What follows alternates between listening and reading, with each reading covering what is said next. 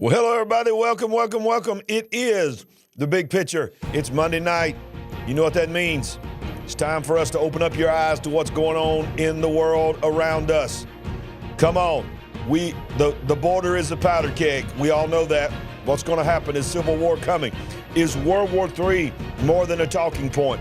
Is it about to happen? I got a feeling it is. The election's coming. Things are going crazy. AI's taking over the world. You know the drill. Let's go. Hit that like button. Share. Let's do this thing. Big Picture Live. Let's go. All right. It's time to welcome in the queen. Yes, please. There she is.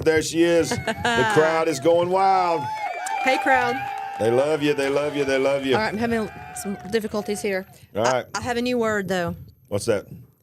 Cough drop talk. Cough drop. We're both constantly on cough drop talk. Yep, that's good. Mainly you, but mainly me. Yeah. Cough drop talk, coffee talk, and cough talk. Yes. And for all those that are new, you are learning very quickly that we have our own language here, and I tend to invent words at times. We will make up a word in a minute. For any event, for any occasion. Yeah, that's right. Get ready. And, hey, tonight and if you submit a good one, we'll take it and use it too. You better believe it. Absolutely. Well, right off the bat, before we get into the news tonight, smash that like button. If you're watching on Rumble, hit the like button as well there. Either platform. Tonight, we're on YouTube and Rumble, and we appreciate that. And speaking of Rumble, boy, I tell you, our Rumble family is growing quickly. Yes. And we're so thankful. We're going to, at some point tonight, we're going to talk about how important Rumble is and possibly even about that private areas on our website and everything, because they're getting ready to crack down. So follow us at rumble.com/Larry Ragland. Yes. It's the best way to do it. How about that Stuart Weller from Australia? Well, look at you. Nice. We got a lot of folks from Australia. I love it. I mean, we have a ton of folks from Australia, New Zealand, all around the world. And we're thankful for it. So let's get right into the news tonight. Breaking news always up top on Mondays. Escalation is happening today. Unfortunately, sad news. 3 of our American soldiers. There's already been quite a few people in the Middle Eastern area, Arab people as well as Jewish people being killed. But now we're beginning to see American troops' lives being taken. And today we got word that there were 3 soldiers killed today. Many have been injured.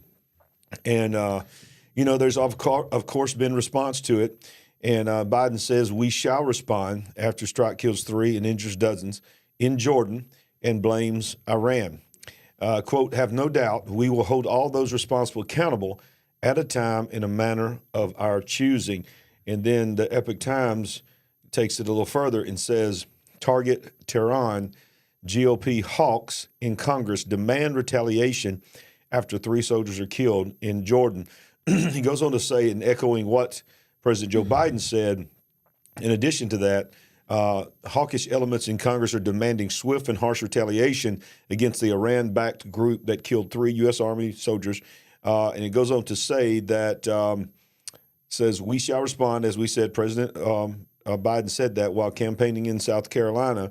But then particularly hawkish Republicans were also quick to demand retribution up to and including direct U.S. strikes on Iran. They blamed President Biden's policies for creating circumstances ripe for such an attack. Really? Go figure. That makes sense to me. But Senate Minority Leader Mitch McConnell, in a statement, chalked the attack up to, quote, failure to deter Americans' adversaries. We cannot afford to keep responding to this violent aggression with hesitation and half measures. Now, I'm going to tell you where I stand. I think I know where you stand, but obviously speak your heart. But my heart is, I am a patriot. I support our military. When something happens to our military, I don't think it needs to go unresponded to. But at the same time, I'm just sick of going to just flippantly just going to war with somebody. Yes. It's just like, this whole war machine is out of control. It's time for sound decisions, that's for sure, especially when you're talking about Iran specifically. Yeah. It's, the article used the word escalation, and we've certainly said that almost every week we've been on here. Yep. It's just a tinderbox right now. It is. The whole world is. The whole world is a tinderbox. It's a powder keg. It's what we call this particular show powder keg, because we believe the whole world is a powder keg. Yeah. Let's just sort of step back and review just a minute for our big picture family. Right now, we just came out of the World Economic Forum. One of the main speakers there was Zelensky, asking for billions of more dollars to, quote, finish the war. We have established and said on here, it is tragic. We hate to see the lives that have been lost on both sides of that war, but most people that are with sound mind know that this war is practically over. Right. Ukraine is not going to win this war. Mention one more time. When was the last time you heard anything about it? Exactly. When was the last time you saw somebody on the ground? When was the last time you saw pictures? Where's the embedded reporters? Any video clips? But yet the handout, having the handout, does not stop. Exactly. And the only video that we see is of Zelensky flying around the world asking for money. Yeah. And today, we don't have the news article up here today, but just today, right before we went on the air, Ukraine discovered a money laundering thing that was going on, but that there was U.S. interest were taking money for their own personal use instead of sending it to the soldiers. Ukraine was the whistleblower. I sort of laughed at that one. But what I'm saying is, let's digress. We have a war that's going on in Ukraine, involving our perpetual number one enemy, Russia. Yes. Then you have China has said openly that this is the year that they will move upon Taiwan as we get caught up in our election. They know they knew the chaos was coming. And I think you said that. Yes, I did. A while back. June of 23. Yeah. I released a video saying that we would be at war with China in 24, and that's where we're headed. Then you have the Middle East. You have, today, that's what we led with, is now U.S. soldiers have been killed in the Middle East. We have moved more military assets from our shores to the shores of the Middle East, to the shores of Europe, and to the shores of the China Sea than any time since World War II. It's crazy. At the same time, our military is less prepared and has less number of soldiers, fewer number of soldiers in preparedness than before World War II. A lot of very good prospects, according to their words. Yeah, I'm not. The outlook is not great. No, and I don't remember if this is in our stuff for tonight or not. But I was looking over it today. Is that just today the Navy lowered their recruitment standards again? Again. Oh, wait a minute. This was the Navy. The Navy had not done it. So the Navy now has said this. Used to, we would require a high school graduation or a GED. We don't even require either one of them anymore. Just as long as you can take this attitude test here and you pass these questions, come on in. And so they're lowering their physical requirements. Why? Because nobody wants to join a military that's woke. And it's just everything. They keep saying, oh, we're in trouble. Well, you're in trouble because of what you've done to our military. Okay, you say they don't want to join a military that's woke. Well, some of them seem like they're maybe too woke to even want to the ones that are already in there. Yeah, and the ones, you're right. And they I mean, no, I'm talking about these young people today. Probably enlisting is on the last thing on some of their minds. That would mess up their TikTok. So we have a lot going on in that. Are you going to play the clip from Karine Jean-Pierre? Did you have that in the queue? No, but I can find that. Yeah, it's really. I don't know how many of you have seen it. It's heartbreaking. It was astounding to me. But yeah. Oh my goodness. So yeah, just we'll come back to that. No, I'll tell you what. Let's find that. So give me just a second, y'all. You put me on the spot, babe.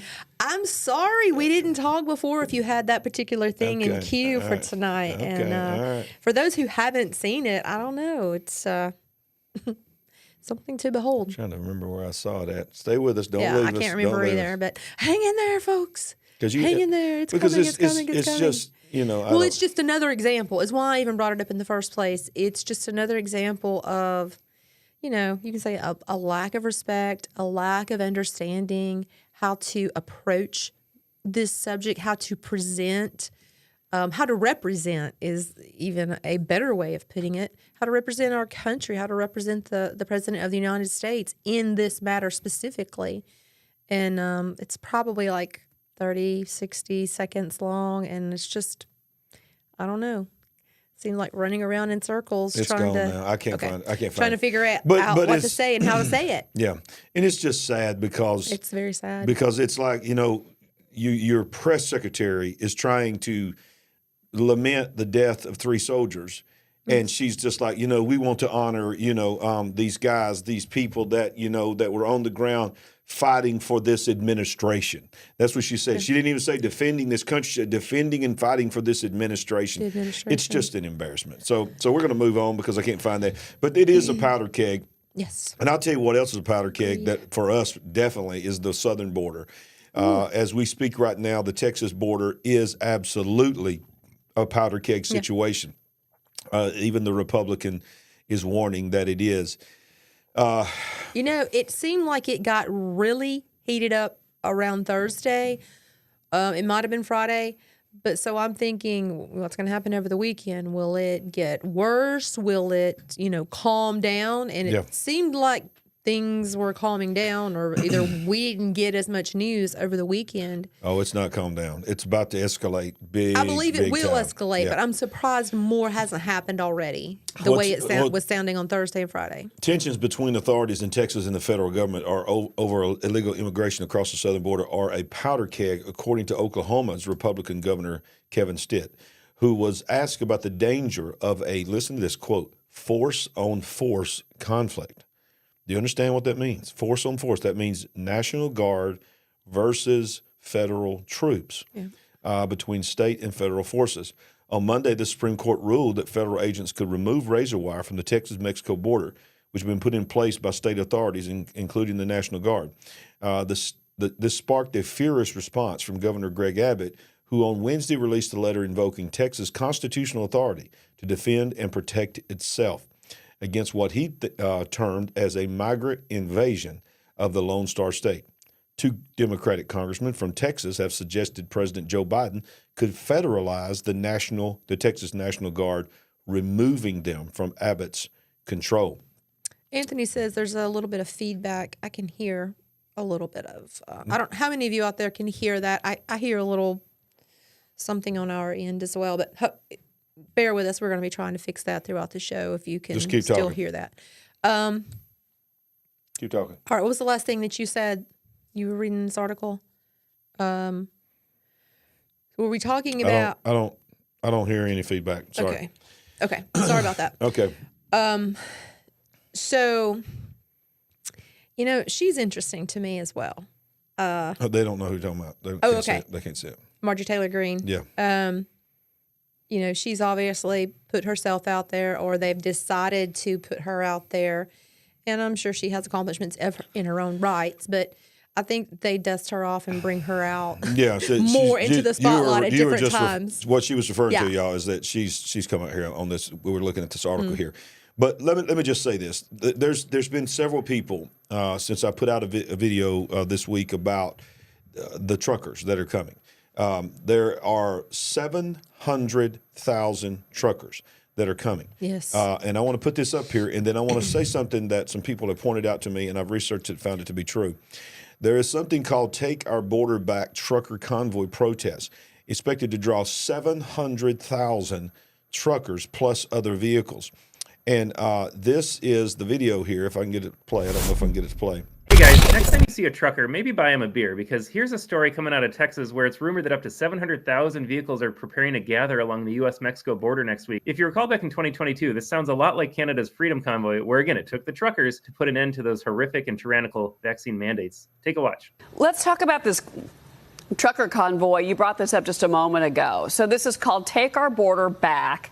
It kicks off Monday. So you've got multiple starts. You've got trucks leaving from Virginia Beach that are going to go through Texas, Arizona, California. On the website, it describes the event as a peaceful assembly, encouraging all freedom-loving and law-abiding Americans to attend. I saw that you posted on X to raise awareness about that. You obviously just mentioned it a moment ago. I understand that you're going to be speaking once they get to Eagle Pass. I also see that it's going to go through Yuma. It's going to go San Ysidro, California as well. 700,000 vehicles. That's the prediction here. How do you keep that peaceful? All right, 700,000 vehicles. Now, this is what I said in the video, and I wanted to show you that to just remind you. 700,000 truckers coming, as well as there's people from all over the country and even Canada are just coming on their own as well. So we're talking about possibly over 1 million people coming to this one confined area. So what was said was the next thing I want to show you that is being rumored, and I believe it's more than a rumor. I think anybody in common sense would know to at least guard themselves against this, that there are reports that the feds are planning to make the trucker convoy another, quote, there's the word. And of course, we'll refer to this as the thing that happened in January. Laura Logan wrote on X that the truckers should be very concerned. Quote, be aware, numerous sources indicate the federal government is planning to try to make this another fake, and go after the people in the convoy the same way they targeted people for exercising their constitutional rights on the thing that happened in January. They're already tracing and tracking people through their phones, iPads, etc. And of course, this is the image of what they're sending out. That's notice it says peaceful assembly. Convoy begins today. They're on the road right now. They're going to go through San Diego, California, they're Tucson, Arizona, and they're going to end up in Eagle Pass, Texas, which is the hotbed of everything that's going on. Now this is what I've heard back from people, and I already thought it, but it was a lot of confirmation that came, is that, people are, the first thing I get from all our folks in Texas, and we love our Texas folks.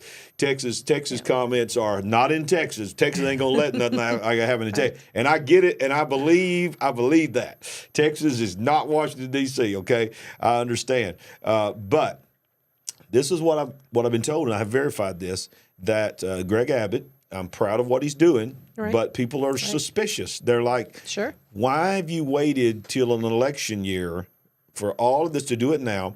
And they've pointed out that Greg Abbott is a part of World Economic Forum, and that he was one of the young leaders, and that he is listed and at very least promoted on the website as one of the young leaders of World Economic Forum, or to some extent. I did see that he's connected there somehow. Not saying that he agrees with their policy. He seems to be a pretty solid conservative Republican, and I appreciate that he is doing something now. But a lot of people are skeptical. Sure. Is this a psyop? Is this something that they need to be? Because guess what?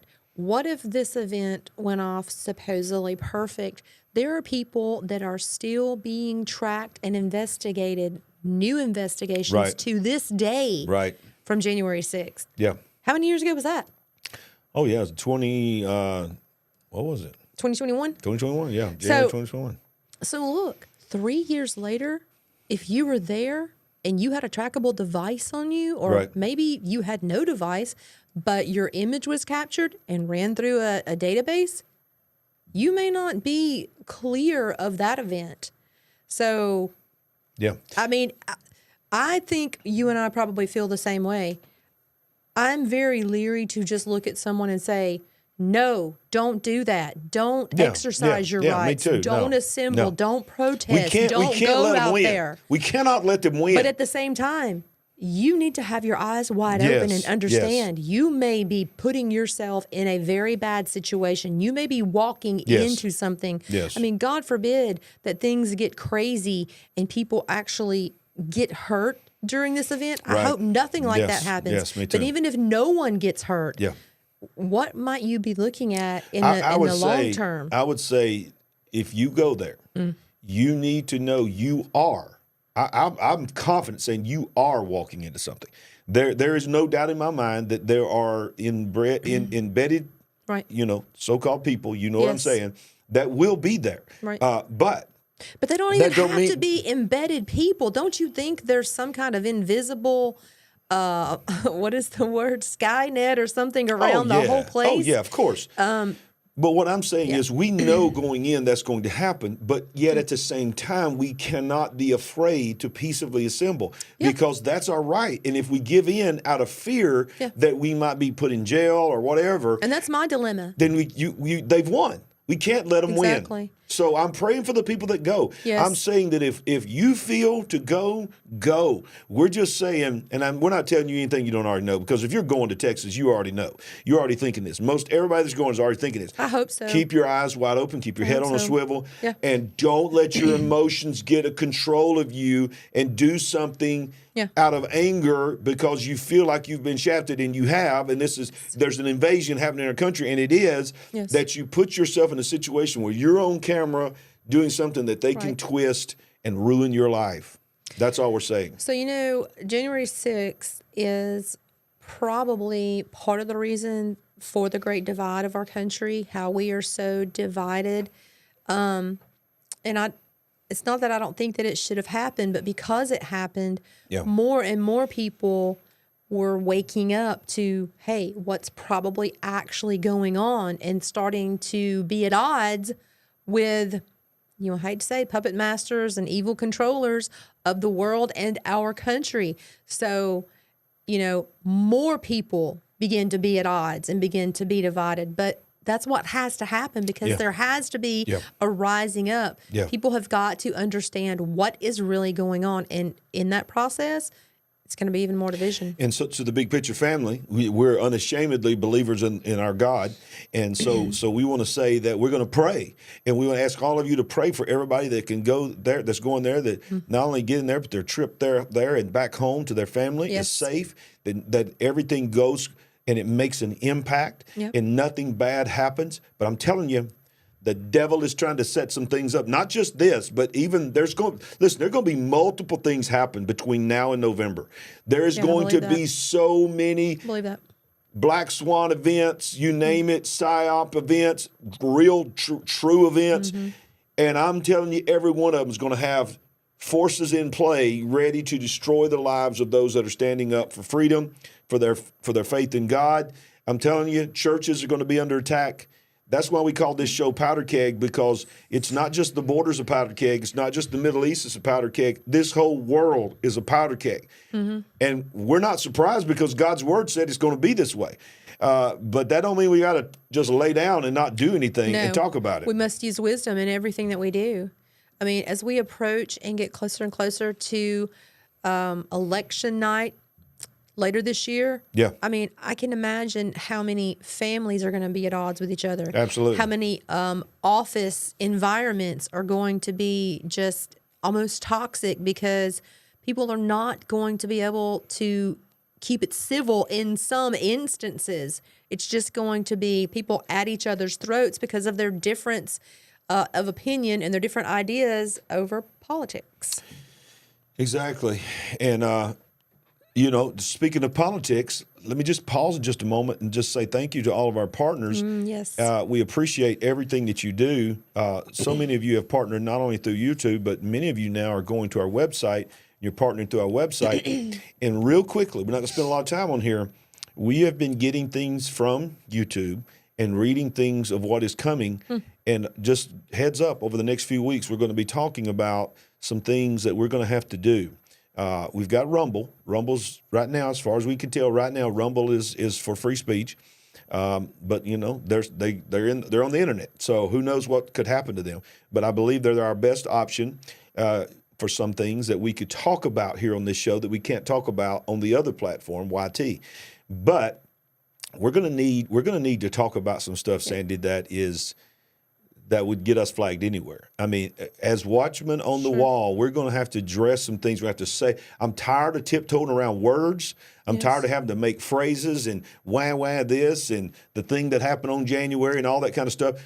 Every month that goes by, it feels like you're more under the microscope. And oh yeah, and we're definitely on the list. I mean, we're definitely on the list. I mean, we're shadow banned left and right already, and we're just this little podunk channel here. We're nothing. Yes. I mean, we're just starting out, just growing, but we're already on the list. We're already on the radar. We know that. So we can give you heads up that over the next few weeks, don't know when we're going to start talking about this. We're going to start talking about some things that we need to do to ensure us the ability to really tell you what's going on, and that will be tied to our website, LarryRagland.com. And just if you've never been there, just here's what it looks like. Just go to LarryRagland.com. When you go there, it's just a one-stop shop for everything. In fact, you go to LarryReagan.tv, click that at the top, and everything you need to do on the website is there. You got former shows. You can become a partner. I'm not going to spend time on that tonight right now. You can become a monthly partner. You can read and watch our podcasts and our submissions to the Epic Times TV show, get a copy of our book, so much more. But what's going to happen in the next few weeks is we're going to have a section there where we're going to have videos there where we cover information, I would say in the next, I don't know how long it's going to take for me to build that because, I ain't got a staff to pay and all this. I got to do it myself. But it's coming. It's coming. So let you know that we are already working on knowing. Think about this, and let's remind the viewers, the WEF, the World Economic Forum, said the number one danger to the world over the next 2 years is misinformation and disinformation. That means people like us. That still blows my mind how they just doubled down on climate. They've been hitting that hard for many years. And now this year, to step back from that and to just go down this road. Well, it tells you exactly what they're planning on doing. It tells you that they understand the great need to really get control of the, dissemination of information. Yes, exactly. That's exactly right. It's exactly right. It's those heifers and wefers. Oh, God, here we go again. The heifers and wefers. Okay. If you're new to our channel, don't check out now. You can still love us. Stay with us. Okay. All right. So, by the way, as we said at the beginning, we have our own language. Just look over us. Okay. We have to do it our way. And to those that think that we make things too funny, and I've had a few comments saying that we need to be more serious news anchors. Can I tell you something? I'm not a news anchor. She's not a news anchor. We're just a pawpaw and a nana just trying to get on here to tell you the truth. And if we don't laugh and we don't have fun, we will lose our minds. I'm so just gonna tell you y'all right just now, going to have to know we ain't going to stop making it fun. No laughing, I'm out. I'm out. I'm out too. So we take it serious. We understand this is serious. It is serious. But we want you to be able to get through it and But it's also toxic. It's very toxic. So the world is a powder keg, Sandy, and it ain't just us. It ain't just the southern border. This right here just really just burns me up here. The Biden administration is, by the way, is now rumored to not even be on talking terms with Netanyahu. They have not talked in almost a month. I don't know if you knew that. But so they're trying Pretty bad. So the Biden administration trying to get them to stop everything, and Netanyahu won't. And so the Biden administration is now changing their tactic and discussing slowing weaponry deliveries to Israel to pressure Netanyahu. The Biden administration is discussing using weaponry sales to Israel as leverage to convince the government of Prime Minister Benjamin Netanyahu to heed longstanding U.S. calls to scale back its military assault in Gaza Strip, according to 3 current U.S. officials and 1 former U.S. official familiar with the discussion. At the direction of the White House, the Pentagon has been reviewing what weaponry Israel has requested that could be used as leverage. They said no decisions have been made. Now, of course, they go on to detail in this article what some of those are, and they are, certain types of military, but artillery and so forth. But what it's really all about is they're trying to pressure Israel not only to stop the attack on Gaza, but to finally embrace this 2-state solution. And I covered it with Pastor Mark Carell on our previous show, and I've covered it with Pastor Paul Begley and many others. Here's the reality. This 2-state solution is not a desire of the Palestinian people. It is a desire of the United Nations. It is a desire of the global elites. Yeah. The Palestinian people do not want a 2-state solution because they want the elimination of Israel. There's no other way around it. Of course. They do not want that. The people of Israel have said that they will do a 2-state solution. Well, can we just do a little sidebar to this story?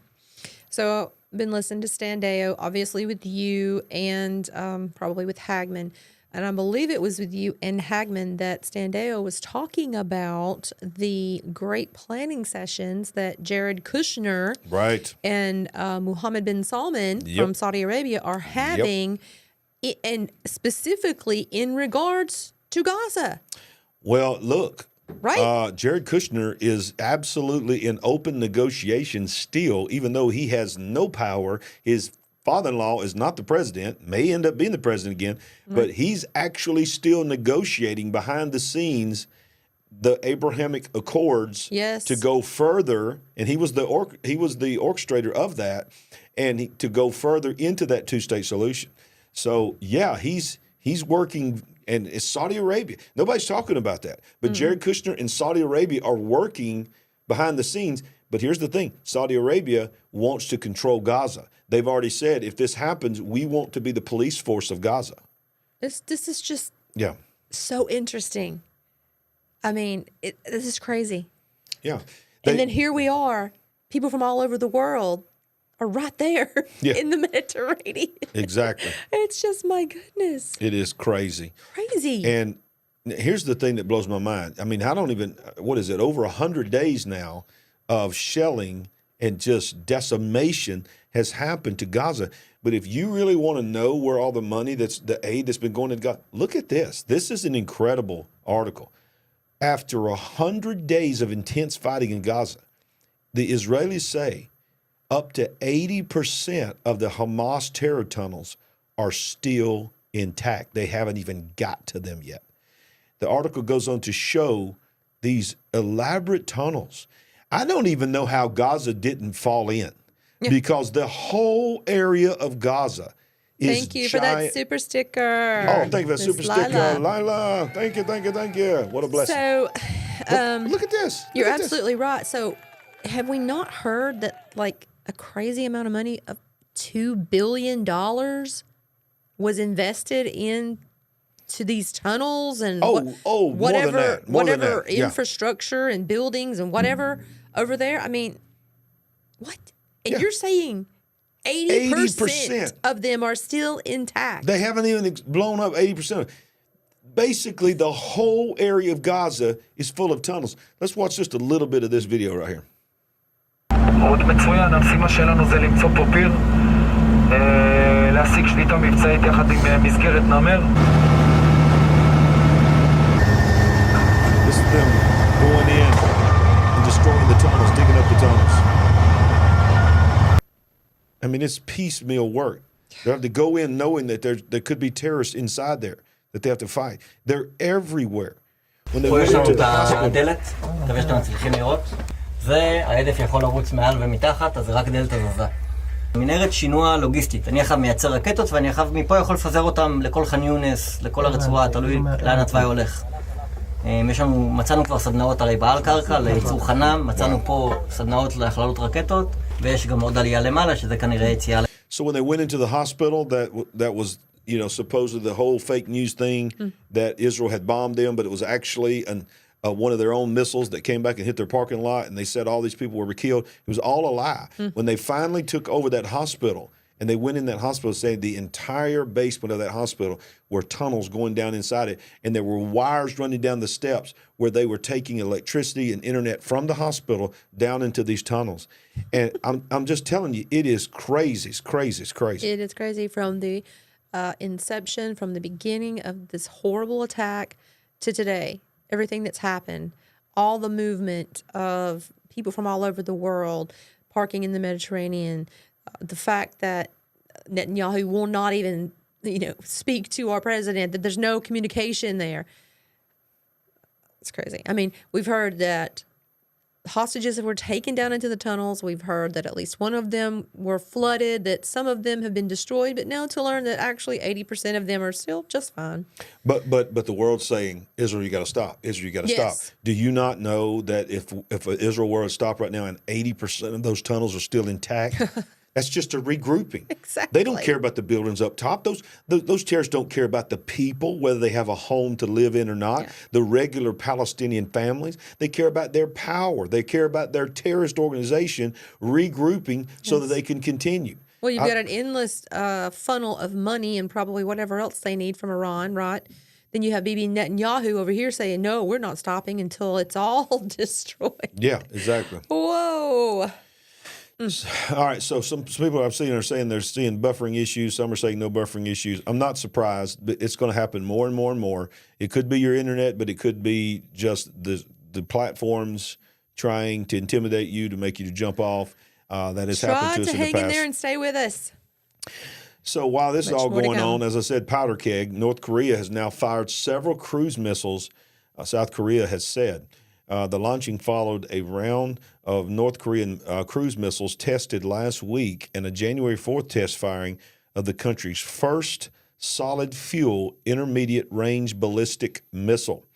And it goes on to say that South Korea's military said Sunday that North Korea had fired these missiles and that extending a streak in weapons testing that worsens tensions between the United States, South Korea, and Japan. The launches followed a separate round of North Korean cruise missile tests last week. January 14th test firing for the country's first solid fuel intermediate range ballistic missile. Those tests reflect North Korea's leader Kim Jong-un's effort to expand his arsenal of weapons designed to overwhelm missile defenses in South Korea and Japan and remote U.S. targets in the Pacific, including Guam. So we've said it before, we'll say it again. We don't believe that Trump is the savior of the world, okay? Trump has got his own issues. We're not pro-Trump. Yay, Trump on everything. But the reality is this. When Trump was president, you didn't hear a word. You didn't hear a peep out of little Kim, Rocket Man. But Rocket Man is, he is doing everything he can as fast as he can because he knows I got an open window here. The world is not afraid of the forces that they used to be afraid of, okay? So there is this feeling of empowerment. That's why we call this the powder keg, because I'm telling you, all it's going to take is one or two more little things, and some stuff's going to blow up. Well Literally, figuratively, and, Well said. Well, thank you. Thank you very much. Just want to say thank you. Are you having a good time tonight? So much fun. Okay. There it is. Yes. The crowd is going wild. Breathe, Sandy. Breathe. Take it all in. Take it all in. This is a good world. God is good. God is good. God is good all the time. All the time. God is good. No matter what's going on out there, we know Yes. the big picture. Y'all still with us? Give us a thumbs up. Give us a fist bump. Give us something. Smash that like button. Smash that like button. But only do it once. Yes. Only do it once, because if you smash it again, you unlike it. And we don't want you to unlike it. All right. So, Sandy, did you see the video of the plane from Alaska Airlines? It was last week before, whatever. And they're just flying through the sky, and a whole window side of the plane blew off. Did you see that? We talked about that It was crazy. extensively. You see that thing where they say, in the event of a loss of oxygen, the mask. Yeah. It really happened. The Yes. masks were hanging down. People had the mask on. And I told you that kid had his shirt sucked off of his body. He had his shirt sucked off his body. Thankfully, Yeah. quote, air quotes, thankfully, what I mean by it sure is strange that I think there was people in every seat. There was nobody in that aisle, thankfully. So we praise God for that. And because if somebody would have been, and they didn't have their seatbelt on, but you could see the stars outside and everything. You know they had to be scared to death. They're scared to Crazy. death. So it's come out today. Alaska Airlines has got a lot of problems. Alaska Airlines plane, that plane, they went back and traced it, appears that it left the Boeing factory without critical bolts. Unbelievable. Yes, it is. Regulators put limits on Boeing 737 MAX production, grounded MAX 9 jets. They have resumed flying after required inspections. There's the video of it when the side blew out on this plane while they had to do an emergency landing. What do they call that? Not a windows section. It wasn't just a window. It was a whole section of the plane. And I don't remember what they called it, but you see how I don't think big that was an exit is. door. I don't think it was an exit door. I think it was just. I don't either. So I don't really know exactly what it was. But it says bolts need to secure part of the Alaska Airlines jet that blew off in midair appeared to have been missing when the plane left the factory. Where is that means, quality control? how many times did that plane fly before this happened? They're saying exactly. They're saying it left the factory without them. Yeah, so they had a shutdown of, all of those planes for I don't know how many days or a couple of weeks. You can't. What? You can't look over every part of all of those planes to make sure everything was done correctly in that length of time, I don't think. Either way, scary stuff. Very scary. Very scary stuff. It says, according to some of these people, it was at 16,000 feet over Oregon when this happened. It says it was the markings of Alaska door plug itself that would suggest boats were in place when it blew off the jet. They also pointed to paperwork and process lapses of Boeing's Renton, Washington factory related to the company's work on the plug door. That's what it's called, a plug door. And so I guess it was a door. That was a bolted door or something. So here's the other thing. Nancy's saying it was not an emergency exit. Okay. It's a plug A door, whatever large plug door. piece Okay. Yeah. of the plate. Let's Yeah. put it that way. Yeah. So now watch this. At the same time when this came out, there was another video that came out where somebody's filming outside the window. This happened last week. They got their phone. They're probably thinking about Alaska Airlines. They're filming out the window, and they noticed a section. They took a picture of it, told the I almost called her stewardess. What is she called now? Flight attendant. attendants. Oh, I'm sorry. Yeah. Sorry to all you guys that are now flight attendants. I almost said stewardess. I'm an old man. Forgive me. But the flight attendant, hey, am I seeing what I think I'm seeing? And zoomed in, and there were empty holes where boats needed to be. She freaked out. He freaked out, whatever it was. And they got off the plane. They got off the plane. There are people on the ground before the plane takes off. They're refueling. They're supposed to be looking. They're loading luggage. They're supposed to be safety checks. Why is, you say a passenger? A passenger took a picture of it. Why is a passenger seeing and reporting this? Took a picture of, there was like 8 or 9 boats missing. There were holes with no boats in them. This was like the week after this happened with Alaska Airlines. And then, look, I'm not trying, I have to fly. We all have to fly. I'm not telling you don't have to fly. But here's the thing. The CEO of one of the major airlines who knew, was a performing drag queen and has cared and made the statement that their hiring procedures will always be filtered through DEI, diversity, equity, and inclusion to get their scores up. So you say he's moonlighting somewhere in a bar? I've watched videos of him crawling on the floor like a dog. Where does he find the time? He's the CEO, and they're promoting, pride and all this kind of stuff is what we care about more than anything. While and Alaska Airlines is the one I'm talking about, not the CEO, but Alaska Airlines prides themselves, no pun intended, as being the most pride-censored airline in the air, and they care more about that while they got sides of their planes blowing out. And I asked the question, how many more companies have compromised safety and have compromised really the ability to do the job with decisions on lifestyle choices that those people make, gender, race, fill in the blank. Yep. We need the best pilots. We need the best safety people. We don't need to filter that through DEI. And that's the world we live in. So I've been trying to figure out, because I asked you and you didn't really know anything about it. Was there another incident where the front wheel of the landing gear fell off? I heard about it, but plane? I couldn't find that. Does anybody know anything about that? And it just right there just kind of skidded. But I haven't had time to do a deep dive, but I thought I heard that somewhere. That's okay. Cricket Joy is saying I saw that she was a flight attendant and she was required to try to find someone to be in that row. In a full flight, that row, I'd supposed to have someone sitting in the emergency in case of a ground emergency. Yeah, have you ever sat sabotage. in that vicinity and they come up to you and ask, "Are you willing?" Wow. I've witnessed that before. Here's a good one. Pastor Randy said, "Only fly Rapture." Okay. I plan on flying in that one for sure. That's a good one. January 6th committee, you know that thing that happened in January. Yes. So I'm just reading a headline, YouTube. That's all I'm doing.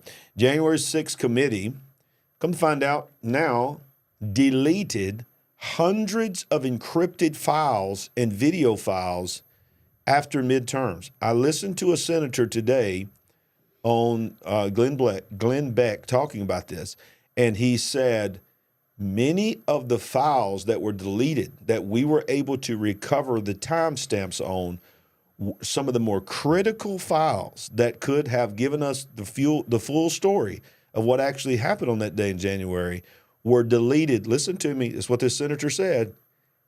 Hours before the Republicans took control of the committee. Wow. The timestamp was hours before. So if that happened with there in Washington, D.C., that's what we're talking about, the powder keg at the border and other things like that. These powers, these forces that be in place, they're always manipulating what can we do to gain more power, to shut down opposing voices. Yeah. And I hate to say it because I love my country and I love my government, but I'm telling you right now, I don't trust them as far as I can throw them. That's what my granddad used to say. He'd say, I don't trust that guy right there as far as I can throw him, and I can't throw him. Oh, man. Can I get an amen, somebody? Amen. Well, Sandy, Crazy.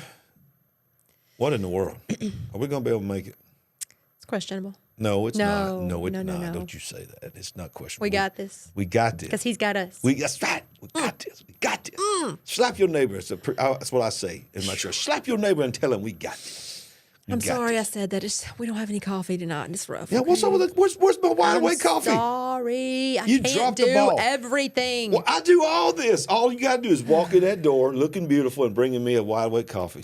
I can't believe you. I actually had a few other things going on, but Yeah, you did. I'm just kidding. Okay. Hey, so you ever heard of the EPA, the Environmental Protection Agency? yeah, I've actually heard of them. The Environmental, I'm going to say it again, Protection Agency. Yeah. Isn't it, I don't know what to call it, maybe alarming that the audit that just came out realized that the EPA has spent $620,000 on guns and ammo. Wow. U.S. taxpayer money. It reminds me of several years ago when the post office Yeah, and the IRS. had to get so many guns and ammo. Yeah, yeah. Whew. The Environmental Protection Agency isn't traditionally associated with ranged weaponry, but the federal government has spent almost $620,000 since 2018 just to buy guns, ammunition, and more for the EPA employees. Auditors at OpenTheBooks.com found that between 2018 and 22, the EPA spent close to $400,000 of federal funds just on ammunition. That came after the EPA purchased 500,000 rounds of ammo and 600 guns in 7 years. Over $100,000 went to buying armor for the EPA employees. Body armor. Body armor. Oh, wow. Funds were also used for optical sighting and ranging equipment, meaning night vision equipment, and security bulletproof enforced vehicles. This is very unsettling. What is the EPA preparing for? Exactly. Are they about to be hunting people down? And I don't know. It's upsetting. I think that sort of means that they're getting ready to take people's land and for the environment, and they know that the people that they're going to try to take the land from, Like Texas. like Texas, ain't going to be too happy about it. Yeah. Even Granny's got a gun down there. Yep. Was that a song? Granny, get your gun. I don't know. No, Annie, get your gun. Something No. like that. You're thinking of Grandma got no. No, I'm thinking about something. Got a gun. What's the one by Aerosmith? Aerosmith. Somebody got a gun. Janie. Janie got a gun. Is that Aerosmith? I don't know. think that's her. You understand that's 40-something years ago, okay? I don't know. Billy Mitchell will know. He'll let us know. Oh, yeah. A plethora of knowledge, Dr. Mitchell. A lot of stuff's going on, Sandy. A lot of people's rising up. I'm encouraged when I look around the world, and you can see that the wah-wah and the global lockdowns did one of two things. It either just destroyed people's will to go on, and they just gave in. And they're the people, and I'm not trying to be mean and critical, but they're the people that's walking on the sidewalk by themselves on the other side of the road with a mask on. They're driving down the interstate with a mask on, only one in the car. They can't fathom their life without it. Or it caused them to say, you know what, wake up call. Never again. Yeah. Never again. And it's not just people in America. A lot In of fact- animosity amongst some people. But Yeah. you're right. Even right now, Yeah. we're seeing, some people religiously wear a mask. And, I feel like, hey, I think most of the employers have backed off of it, but people are clinging to it like a security blanket. I mean, that's your choice. Yeah, that's your choice. That's your choice. And that's what it should have always been, your choice. Yeah, You should have. It should have always just been your choice. If nobody's, Good point. No, I mean, even on this show and in our own personal life, we've never said that if you want to get the wang, get it. I mean, that's your freedom. If you want to wear something, wear it. That's your freedom. But don't impose it on everyone else. Don't mandate it that you can't function in life if you don't line up with your narrative. Yeah. But we're not going to line up with your Good narrative. point. Okay? And that's why we're trying to do backup stuff, because we know what's coming. But there's things happening all around the world. This is sort of encouraging the rise up what's happening with France and other places around the world. The French farmers aim to put Paris under siege in a tractor protest. Activists hurl soup at a Mona Lisa. That's so stupid. Like it's really going to change the world. But France's Interior Ministry on Sunday ordered a large deployment of security forces. This is why we call it a powder keg, because it's not just a powder keg at the border in America. It's a powder keg all over the world. There's just tensions rising. Yes. And it says as they ordered security forces around Paris as angry farmers threatened to head toward the capital, hours after the climate activists hurled soup at the glass protecting the Mona Lisa painting at the, how you say that, Louvre Museum? Louvre. French farmers are putting pressure on the government to respond to their demands for better remuneration for their produce, less red tape, and protection against cheap imports. We're seeing it in Germany. Germany's farmers are rising up. We're seeing all over Europe. Yeah. Farmers are literally going and taking forklifts and picking up military vehicles and throwing them off the side and just challenging them, do something about it. And it's scary because that's what we're talking about when we talk about a powder keg. We're talking about World War III happening, but there are nations that are crumbling. Yes. Their freedoms are crumbling right before our eyes. Got it. And the people have had it. They're tired of this puppet master mentality. They're tired of, all these regulations, these rules being taxed so much, having things withheld from them. And they're rising up. Yeah, exactly. They are rising up, and that's what the truckers in America are doing. And please understand, we're not discouraging people from doing that. We encourage people. Mm-hmm. Somebody's got to stand up. We're just saying, be careful. Yes. Just be careful and use common sense. Use common sense. Our audience is helping me greatly. Jamie's got a gun. Janie's got a gun. Aerosmith. I think somebody said it was Aerosmith. Yeah. And Thank you. Billy Mitchell says that the Mona Lisa is safe because it was encased in glass. Yeah, so that was just even more stupid. They're like, we're gonna throw tomato soup on a glass protector of the Mona Lisa, and that's going to cause you to not eat meat anymore.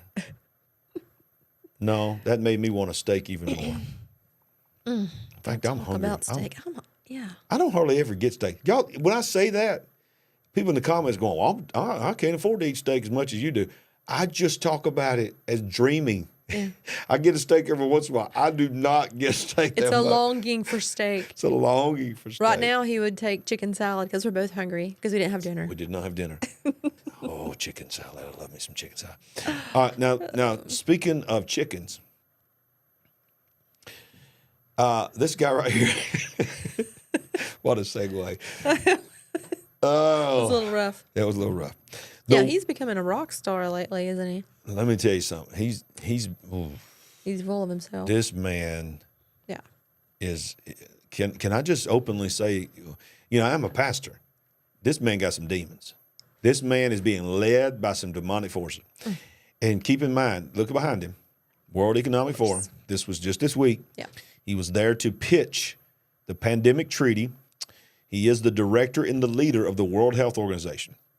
So the WHO says this: those failing to comply with the NWO, of course, we know what that means. I don't want to say the word. And it's sad that I can't say the 3 words of what it means, because as soon as I do, I get one of them little blue boxes, get fact checked. But I think we know. Something that's not old, but. Yeah. Come on, babe, come on. Something that's not old. It's not a nation, but it's a, and it's not chaos, but it's when you get in. I think I can say order. Let's say this, it's the opposite of a world. Oh, never mind. It's okay. You're messing it up. He said the NWO will be killed. Their agenda, listen to what he says to them. If we don't get this now, if we don't get the World Pandemic Treaty now, our agenda, the NWO, will be killed by disease X. I mean, that's fear-mongering. That is fear-mongering. That is taking it to another level with the language. You know, you with your language again, such harsh words. I just read the article. How many people even bothered reading the title of that article and saying to themselves, what? Yeah, exactly. Well, let's just read a little bit of it, Sandy, so you'll know that's not just my words. The head of the World Health Organization, the WHO, has warned sovereign nations. Think of this. Sovereign nations. That those states, those nations that refuse to comply with the new order, so I'm going to say it that way, will pay the price. You should say The old order, that's not the old order. It's not old. It's not the old order. Will pay the price when so-called disease X is unleashed on the public. According to WHO Director General Tedros, the New World Order, I'm going to say it, I'm just ain't going to worry about it, will be ushered in when states sign the United Nations Health Agency's pandemic treaty. By signing the treaty, countries will enable the United Nations, UN, and the WHO to establish an unselected single world government. Under the condition of the treaty, nations will need to surrender their powers to the United Nations for the sake of their agenda. The WHO is now demanding that all member states sign the treaty in order to be protected from disease X. And Sandy, if you remember, the World Health Organization's global pandemic treaty is set for ratification by all member states in May of this year. You know what I wish? I wish one of those sovereign nations that you're talking about, that he's talking about, that don't want to agree and come on in and stop having hesitation. I wish one of them, or more than one, would just rise up and say, okay, what exactly is this disease X? You know, you talk so much about it. You want to fear-monger everybody to death. Why don't you just go ahead and tell us what it is, when it's going to happen, what's going to take place, when it is released or whatever, instead of everybody just standing and cowering in fear, you know, throw it right back in their face and make them answer for some of this. Yeah, but do you think that's going to happen? No, I don't think that's going to happen. It's not going to happen. But I'm going to tell you what is going to happen. People's going to get so excited about this program, they're going to smash that like button. They're going to subscribe. They're going to subscribe here. They're going to subscribe on Rumble. And they're going to get excited. And they're going to help us build a big picture family. But I want to read this last part of this article because it goes right along with what you're saying. It says, the WHO head admitted that the momentum for this preparation, quote, had been slowed down by entrenched positions and a torrent of fake news, lies, and conspiracy theories. In other words, we're winning. There are some voices that are winning and waking people up. However, according to Watson and Chakaluski, this supposed preparation isn't for really the hypothetical disease X, but it is for the globalist bigger designs through the pandemic treaty. Under this treaty, the entire 8 billion plus people in the world would see their data digitized and tied to the digital ID and central bank digital currency, otherwise known as CBDC. And Sandy, we always remind our people they want it to be digital because if it's digital, it's Programmable. Programmable. Thank you, Lee Ann, for that wonderful super Woo, sticker. thank you, Leanne. Yes. You're awesome. Yep. Controllable, programmable. Of course. Yeah, because if it's programmable, Sandy, that means it can be turned on Yes. and it can be turned off. Yeah. And that's what programmable means. And so it's all going in that direction, y'all. It's because they have to have it digital, because you cannot have their agenda unless it's digital and without fossil fuels and battery operated and digital. Listen, there is no digital vehicle that's ever been made in modern times. Electric vehicle that's been made in modern times that is not digital. They all have computers and they're all computer driven. So it's not about electric vehicles. It's about programmable vehicles. It's about vehicles that can be remotely turned off and you can be punished. Let's get away from natural gas. Let's get away from fossil fuels. Do you understand that even in some countries, they're banning the cutting down of trees for firewood? Of course. They don't even want firewood. So they want everything electrical, because all you got to do is go to the power plant, turn the power plant off. Yeah. And can I say this? Not only does it punish people, it removes people. Sure. And I heard one guy say today on a video, and I couldn't believe he said it on YouTube, but he said, the World Economic Forum wants to remove carbon, and the carbon they want to remove is you. You got it. We've said it many times. They want you dead. They want population reduction. And come on, you don't have to be that smart to figure that out. They want to push you into a 15-minute city. They want you to walk or ride a bike or take the bus or some kind of public transportation. They don't want you to own a car. You'll own nothing but be happy. Yep. It's crazy. Yep. Useless eaters. That's There what you they go. called it. The World Economic Forum, speaking of them, and Ukraine are now partnering. What a beautiful, it's just a loving relationship. And what are they partnering for, Sandy? To create, quote, the Center for the Fourth Industrial Revolution. And that has been the brainchild of Klaus Schwab. That's his word, the Fourth Industrial Revolution. And guess where they want to put it? In Kiev. This is unbelievable. It is. The World Economic Forum and the Ministry of Digital Transformation of Ukraine, think of that title, the Ministry of Digital Transformation of Ukraine. While you had a war on, you got to appoint somebody as the Minister of Digital Transformation while you're being attacked by Russia. Yeah. They have announced their mutual interest in establishing a Center for the Fourth Industrial Revolution. They're calling it C4IR in Ukraine, with a focus on government technologies. The letter of intent to establish this GovTech Center in Kiev was signed by Borj Brende. Do you say it Borj, or is it? I don't know. Sure. What is that zero with the O with the slash through it? Y'all help me. You that live in the Netherlands. President of the World Economic Forum and Mikalaya Vedoroso, Deputy Prime Minister for Innovation, Deployment of Education, Science, and Technology, and, of course, the Minister of Digital Transformation.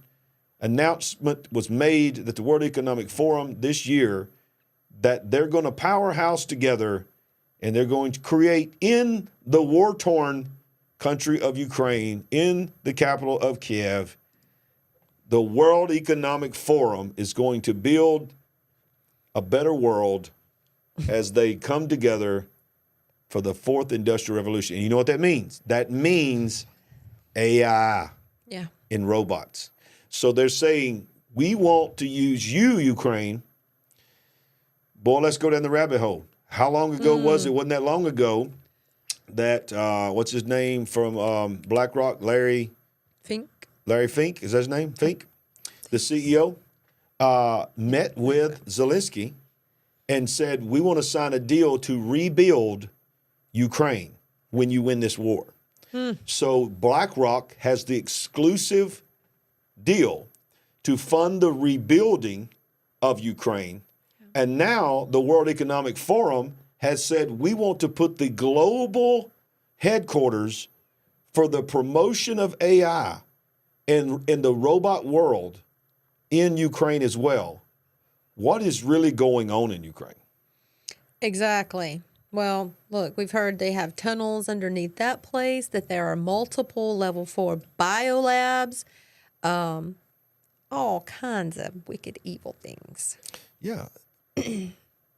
Ukraine, we don't really know nothing about Ukraine. There's something weird about Ukraine. Exactly. Weird. Exactly. Well, Sandy, one of the things that I've admired about you over the years is that you love to work on. You need to love to go outside, and you love to take care of your flowers, and it gives you joy. And we got a tiny little miniature farm out there. I mean, I want to say farm. It's like a little tiny box. A couple of raised beds. A couple of raised beds that did nothing. But it's there. We're trying, and we understand that, there comes a time probably in the future that we're going to need to grow our own stuff. Right. And the world needs to know how to do that. We do. And but guess what, Sandy? It's sad. I hate to tell you that a new study claims that if you grow homegrown gardens, your carbon footprint is 6 times greater than conventional industrial farming. Yeah, I saw that article several days ago. Yeah, so sad.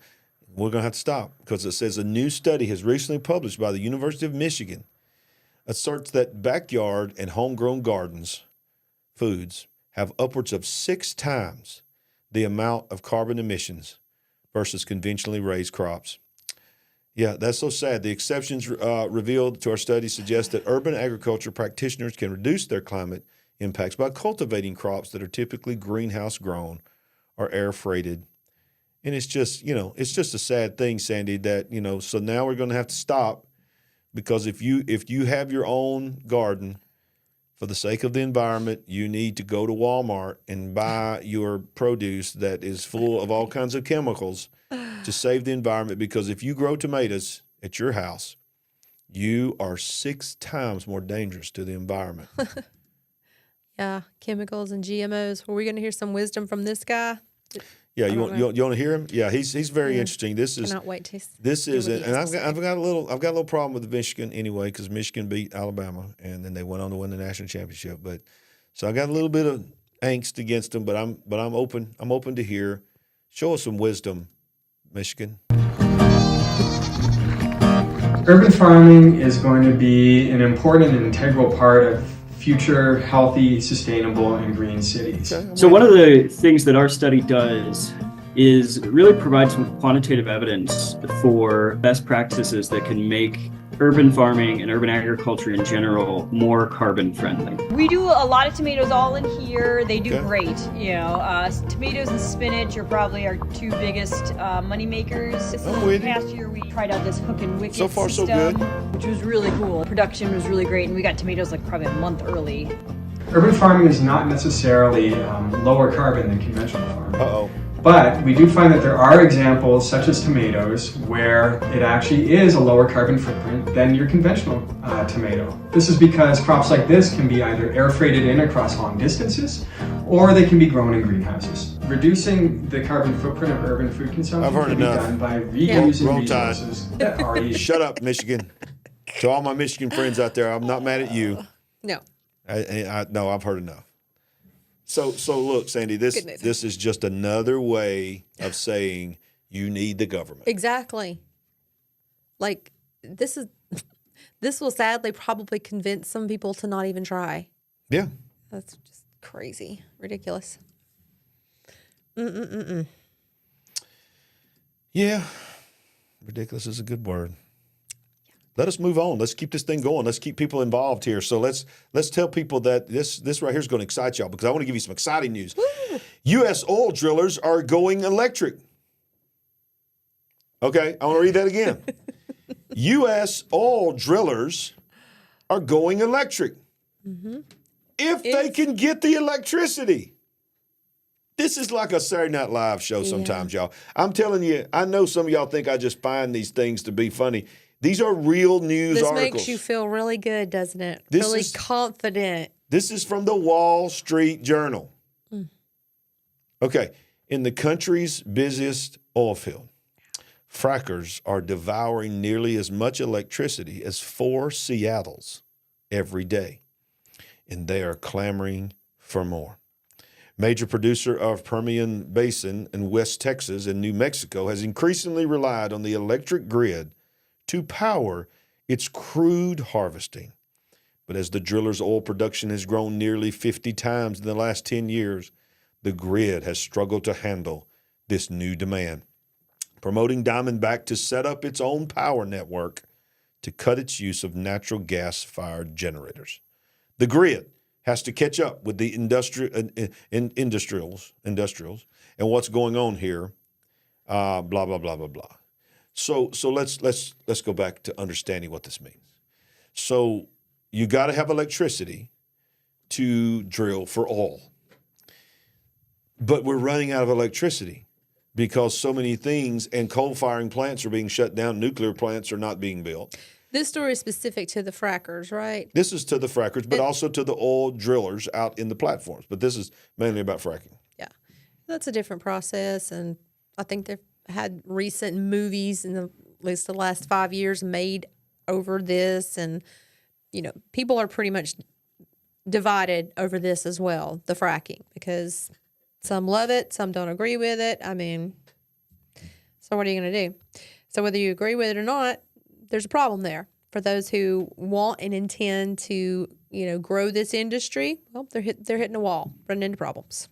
Yeah, and I am, you know, there might be some people on here that live in Oklahoma, and some others have different views of fracking due to earthquakes that supposedly are happening because of it. But I'm a pro fracking guy, and but look at this right here. Consumers, it says much is at stake. The International Energy Agency said in May that using electricity to power equipment instead of diesel or natural gas could have half the 700 million metric tons of carbon emissions from global oil and gas production by 2030. So from one perspective, we're in early innings, referring to a baseball game. Vice President of Chevron's Mid-Continent Business Unit said of the increasing electrification efforts.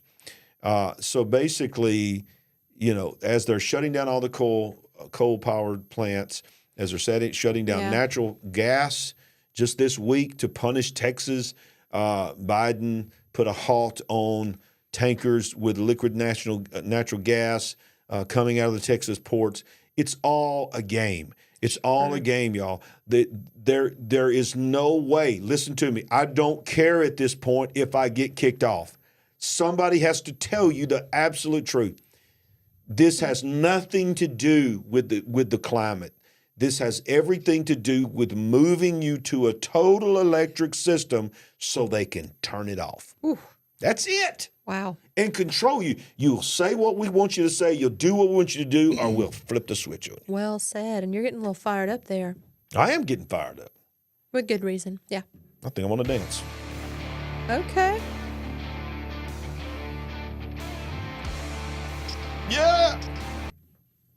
All right. Sometimes I just got to get my groove on. Reel it back in. Sometimes I got to get my groove on. Let's reel it back in. Yes. You're 56 years old, Larry. Act your age.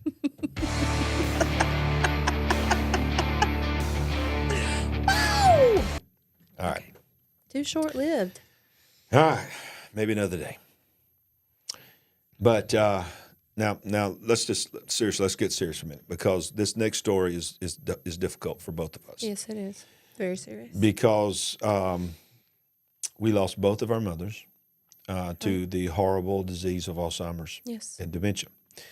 So you have studied this extensively. I remember, you for a long period of time, you took care of your mother before we lost one of the greatest women of God I've ever known in my life, your mother. And I remember you reading books and studying on the causes and what they think might happen.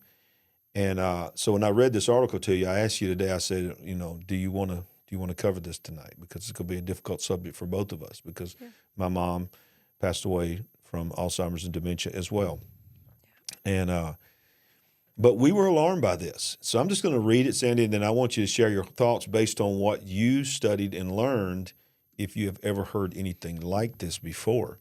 But this is from the dailymail.com. It's saying Alzheimer's, they're believing now, can be spread between humans. This was an alarming headline. Yes. Pioneering study reveals at least 5 people have caught memory-robbing illness, the memory-robbing illness, as scientists warn hundreds more may be at risk. It goes on to say that Alzheimer's can spread between humans, a groundbreaking study revealed today. Experts have found evidence of at least 5 people catching the memory-robbing disorder from now banned hormone treatments. The patients were among 1,848 people injected with growth hormones riddled with the toxic amyloid beta protein seeds or prions as children. When I said that word prions, that really alarms you. And you can tell us why in just a minute. All 5 came down with the same rare early onset form of the devastating dementia condition. Others who received the same treatment are now considered at risk. Between 1958 and 85, abnormally short children in the UK and the US were given hormones harvested from cadavers to help spur their growth. The technique was then banned, and doctors instead used synthetic hormones after it emerged that some batches were contaminated with prions that led to a fatal and incurable brain disorder, and I'm not going to attempt that word, Creutzfeldt-Jakob disease. Oh, Creutzfeldt-Jakob. Okay. Yeah. And that's what we talked about, from even family members that I have. Yes. CJD itself is closely related to mad cow disease. Academics now believe other medical and surgical procedures might carry a risk of spreading Alzheimer's, as prions, which accumulate in the brain and kill neurons, can survive hospital sterilization methods. So the article goes on to say that when they put people under, they typically would sterilize certain things, but these prions are surviving that sterilization process and affecting people's brains with these prions. So when this is the treatment that had been given fairly recently, right? That replaced the other treatment. I don't know how long ago it was, but these are they said people in the alive. 50s, which is shocking to me. Yeah. What they said about retrieving from cadavers. Right. Yeah, that treatment needed to go away. Yeah, exactly. But in this modern day treatment, even after sterilizing, this is surviving and has affected, what was the number? It was a small number of people that they've identified. Yeah, 1,848 that were injected with this growth hormone that they did the study on. They don't mean that's the only ones, but these are the ones that they went back and researched their information. But how the number that they said were seriously, basically medically injured was not this. The five right. caught it, but Right. they said everyone else was at risk of receiving it as well. So we need to pray that those people stay safe. But this is crazy talk to me. But what they're saying, though, is they're saying that prion that survived the Sterilization? The sterilization process can be transported to other utensils that could be used on people that could actually cause someone to catch this horrible brain disease. I want to say, this is insane. How did we get here? We're talking about, most of you have heard the phrase, mad cow disease. Yeah. You've heard chronic wasting disease in the deer. And this is what we're talking about. This Creutzfeldt-Jakob. Yeah, is that what, I don't want to say too much about my family, but is that what happened? I think that is probably the diagnosis that happened with your family member. I had a family member that had that. And, this is an encephalitis, and I think it's called spongiform encephalitis, but basically a horrible way to die. Yes. And even if you just have Alzheimer's, this can be, like in my mom, this was a 7 to 9 year, time frame. We knew of several people that were diagnosed with Alzheimer's and had already passed away several years before my mom passed away. Yep. Your mom dealt with it for several years. But what happened with your family member was very fast. Very fast. And on a whole other level. Yeah. And this is just way over my head. I just cannot even hardly get a grasp on this story that we just did. It's crazy. And I'm going to tell you, I don't want to spend much time on this because we've got to move on, but I'm going to say here's a prediction. Yeah. There will be a vaccine. There will be an Alzheimer's dementia vaccine that we will in short term hear. And so I'm not doubting this study. I'm not doubting that this happened. Yeah. But you have to have a crisis before you can introduce a solution. And this is a horrible, we have both lived through it. This is a horrible thing to watch somebody go through. It is. I don't even want to talk about it because I'll cry. But Well, it was, I will say they're going to use that fear tactic. in our instance, you know, even dealing with this diagnosis, even dealing with this, I'm so thankful that we didn't have to deal with some of the very serious things that we've heard from many others. Yes. Many people watching, but still, it I'm was sure. very sad. Yeah, and very it's sad to lose a loved one for any reason. But you're talking about young people here. Yeah, that's right. Young people. Yep. We're talking about people that are completely innocent. Yep. Probably some of them not even at risk, but because we didn't have proper sterilization, now some people could possibly be affected with this. Well, that wasn't long ago that I heard, I read a news article that some people are being diagnosed with onset of dementia in their 40s and 50s. I've heard this as well. And I'm telling you, used to it was minimum, late 60s, early 70s. Now we're seeing it in the 40s and 50s. What is happening? Is it something in our water? Is it something in our food? Is it something in the wah-wah? What is going on? Something is expediting things that used to be for generations, something that's used to, we didn't have a term for it. It was just called, that's old age, they're getting old ageism or whatever they call it. Well, he's just getting old, he's getting senile, that kind of stuff. And then we started having names for it. And now we're going from 70 and 80-year-olds to 40 and 50-year-olds. And now we're having news articles where people can catch it like you can catch the flu. Come on, y'all. This world is they're setting up for something. Yep. Chemtrails. Yeah. I didn't want to say that, but since you said it, Donna, what are they spraying on us? Yeah. What are they spraying that we are inhaling? It's getting on our skin. It's getting in the water. It's getting in the soil. Yep.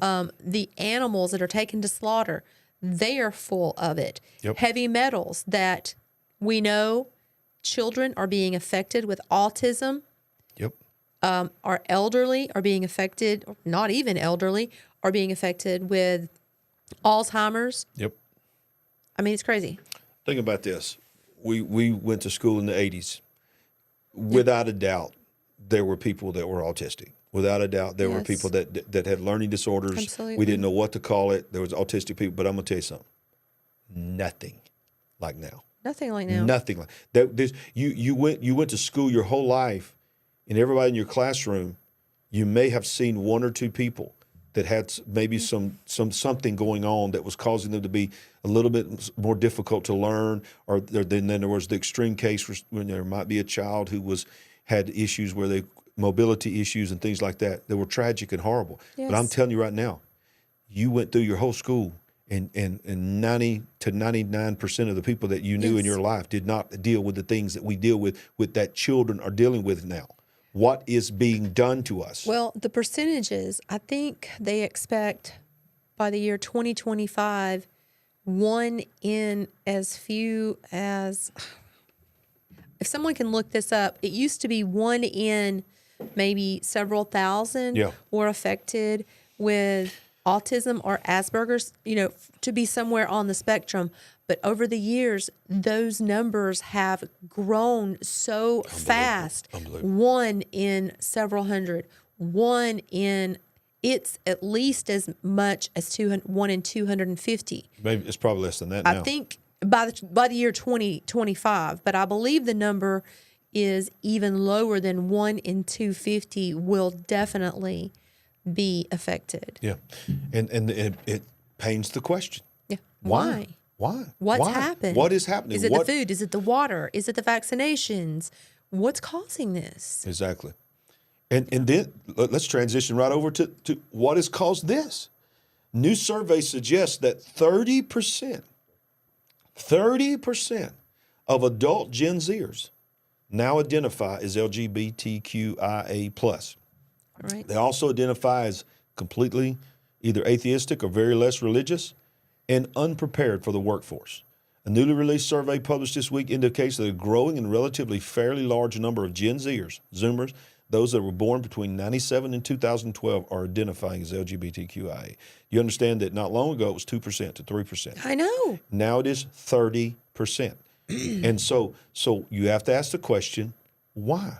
Well, here's the answer. Social media, here's the answer. TikTok, here's the answer. Facebook, here's the answer. Movies, here's the answer. Series. Come on. It is programming. Tell it. It is programming. So what's happening is this agenda that we talk about of the big picture, the World Economic Forum and those elites, they have an agenda. And dare I say, part of what we've already talked about tonight, population control, is if you identify this and you identify that you're attracted and you want to live the rest of your life with somebody of the same sex, but you can't populate. So it's just another part of it, but it's also that more than that. It's a spiritual thing. But the reality is, and we're not hate mongering here. If you have family members or if you're struggling with this, God can help you with anything. We're not saying, but we're just saying you have to ask the question, why did it go from 3% to 5% to 30%? And then the generation that comes after Gen Z, some believe could be almost up to 50% that at least say, I'm open to whatever happens in my life. Whoever I can fall in love with, love is love. Yeah. So that's half the population that they believe is going to be that way, if not now, in the next few years. Yeah. You have to ask why, and it is the voices. Absolutely. Totally agree with that. And thank you for those stats. Billy Mitchell, I knew he would come through for us. Yes, when you are constantly being pummeled, when society is just overtaken with the voices that you're talking about, with the avenues of social media, television, movies, on and on and on. Of course, that's a great power to influence the masses. And I hate to say, it's working. It's working. Oh, yeah, it's working.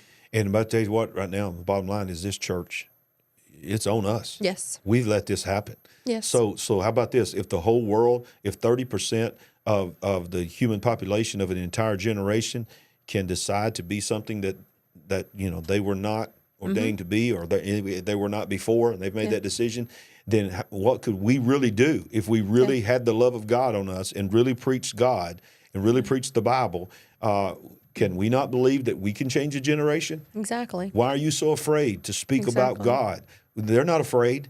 They're standing in front of your children. You're sending your children to kindergarten and to elementary school, and they're literally preaching their gospel. Yes. Gospel means good news, so I hate to call it gospel, but they're preaching their agenda, and they are evangelists. They're given the platform and opportunity to do that. But even while we're talking about this, we want to remind everyone, we love all gay and lesbian. Absolutely.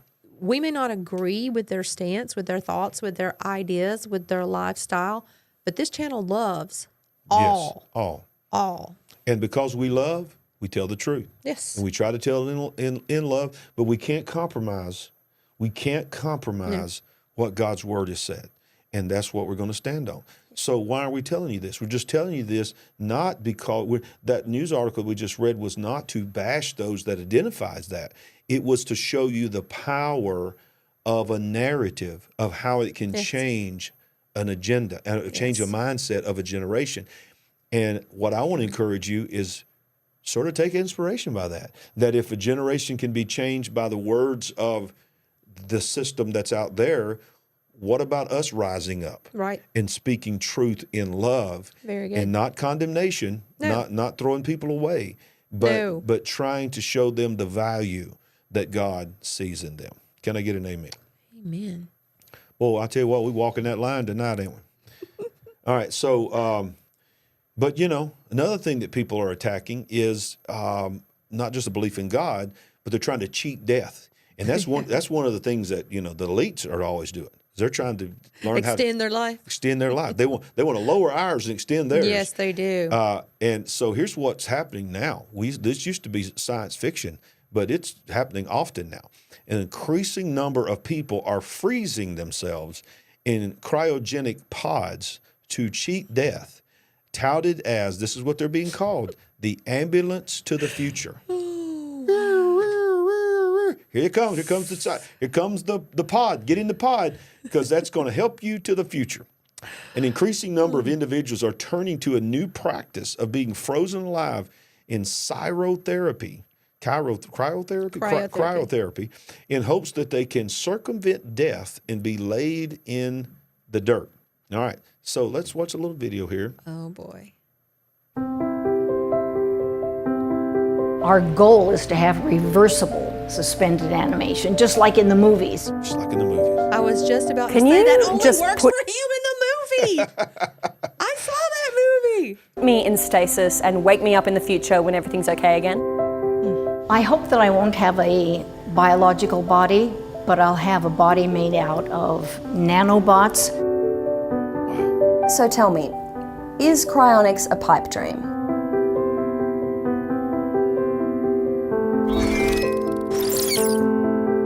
Hacking the apocalypse. Wow. What happens to the cryogenic storage if they lose power? Good point. Good point. What if the power grid goes down and you're frozen, waiting on the better future? Wow. Let's watch this. Okay. I'm not a philosopher, so I'm going to dodge the many complicated ethical questions about cryonics, about freezing someone's body after they die in the hope that future science will not just unfreeze them, but also cure them of whatever ended their life. The philosophical side of this is way outside what I'm qualified to talk about, and honestly, my opinion would not be helpful. I will say that I think death is a bad thing, and that humanity should be trying to defeat it the same way we've defeated smallpox. Okay, did you hear what he said? The main thing you need to know is death is a bad thing, and we need to be fighting it the same way that we fought smallpox. Let me help you, brother. Smallpox is something that you deal with while you're still alive. It may kill you, and you can fight it to keep it off, but death is not a virus. It's appointed unto man once to die. Oh. And after that, the judgment is what I read. You just went there. I was going to say that. Oh, I'm sorry. I didn't mean to steal your thunder. But here's the thing. Everybody's had the same thing in common. No matter what they chose to do in their life, they all ended up the same way.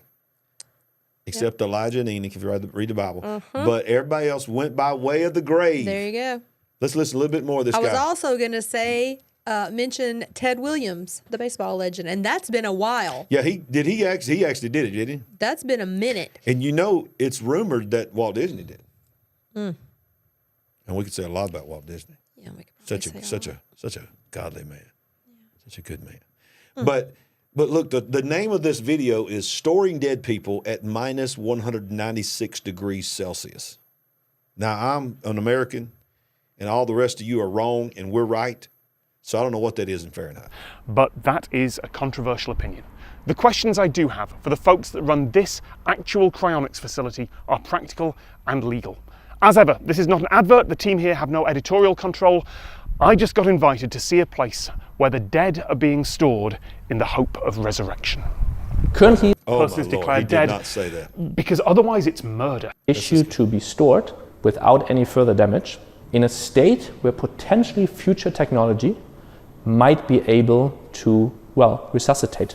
The cryo process causes massive, probably unrecoverable damage to the body. There is no technology now or even vaguely on the horizon that could reverse that damage. But we're going to do it whatever is anyway. left, patient, corpse, assembly of frozen stuff, gets stacked up in stainless steel containers here, submerged in liquid nitrogen, until it's possible to recover them, which could very well be never. So, obvious question, how does This guy is so encouraging. But he's got that accent, so he makes him more convincing, right? Yeah, he's like, when we freeze you, I know what you're hoping for, and we're hoping with you. But you need to know that when this happens... Your body's probably going to be destroyed beyond anything that could possibly be recovered. But we're scientists. And I have a British accent, so hey. Exactly. That makes me more believable. Exactly. I mean, and I love when he said, we do not have the technology to resuscitate you, nor do we really have any idea if we ever will. But we'll take your $150,000, $250,000, $1 million. That's right. And we will destroy your body for you. I was also going to mention you have to probably be filthy rich to even be considered for this process. But it just blows my mind how the elite think, well, we'll extend our life, we'll continue to have all of these body parts, organs changed out.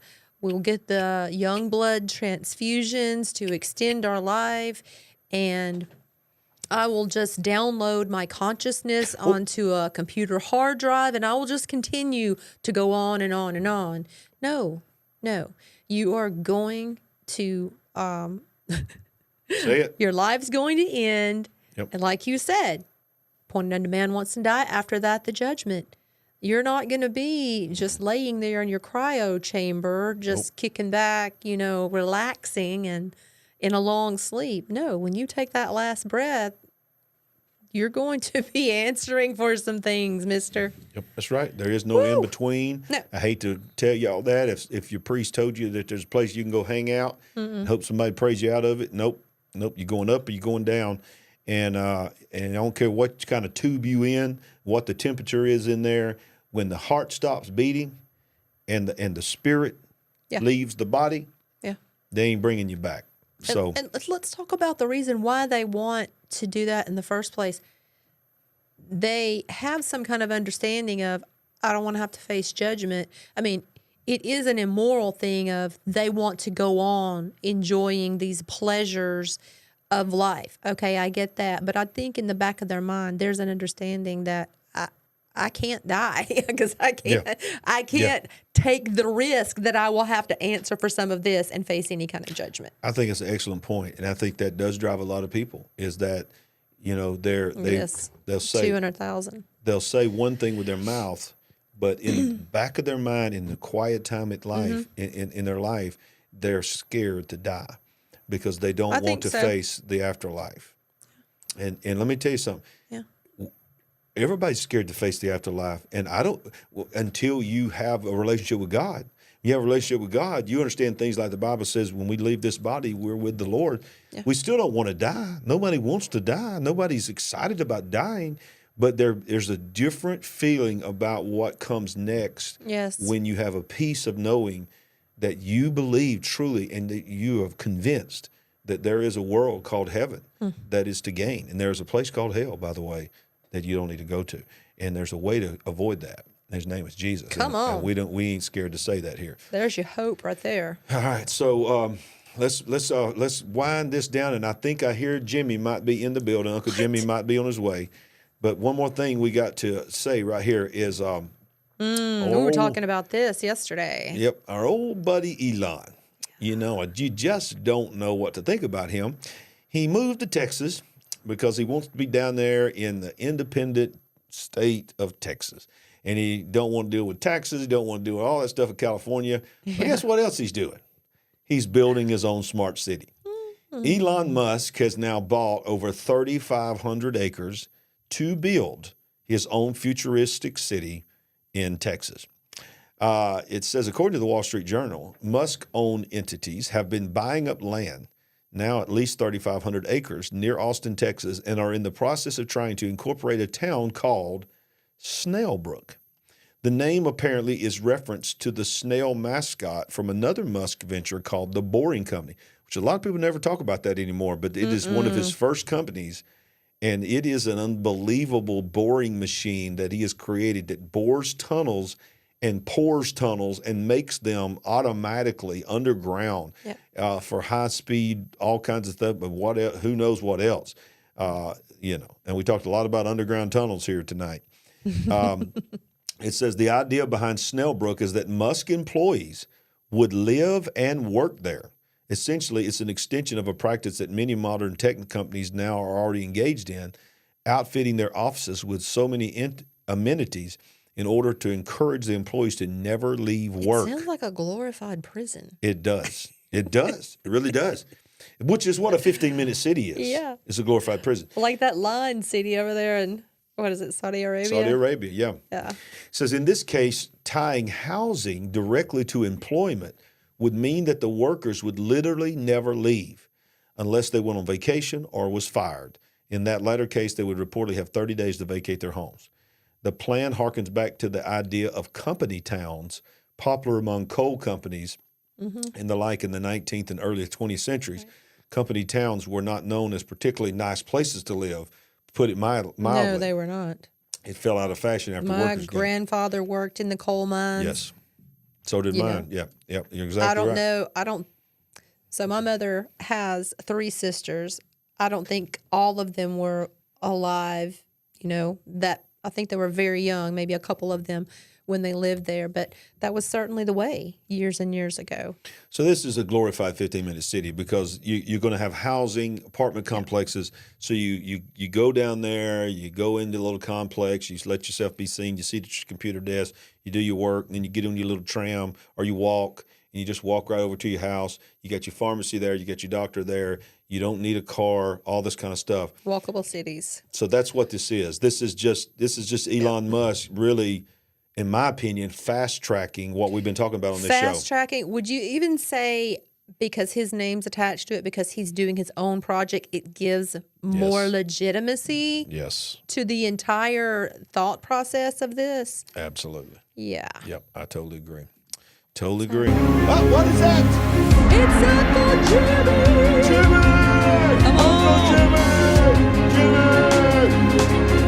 It's about time. Supernatural AI updates. Uh-oh, wait a minute. Why am I not blue?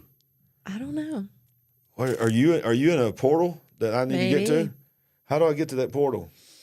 Let me see if I can get to that portal. Try to figure it out.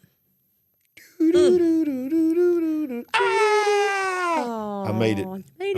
I made it to the portal. Came into this dimension. I think I'll have to change it every time. Let me see if I got to change it again here too when I do this.